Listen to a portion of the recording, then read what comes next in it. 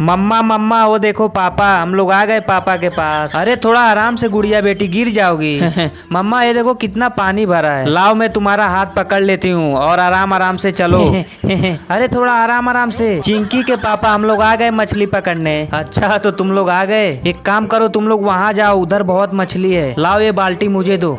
वाह मम्मा ये देखो मछली, मम्मा जल्दी आ जाओ नहीं तो मछली भाग जाएगी। आती हूँ चिंकी बेटा, आ गई मैं। कहाँ है मछली जरा देखूँ तो। अरे वाह, अब इस जाली से मछली को पकड़ती हूँ। आराम से चिंकी बेटा नहीं तो मछली भाग जाएगी। हाँ मम्मा एकदम आराम से पकड़ रही हूँ, मम्मा पकड़ रही हूँ, जल्दी से पकड़ा गया। हाँ चलो पकड़ा गया मछली।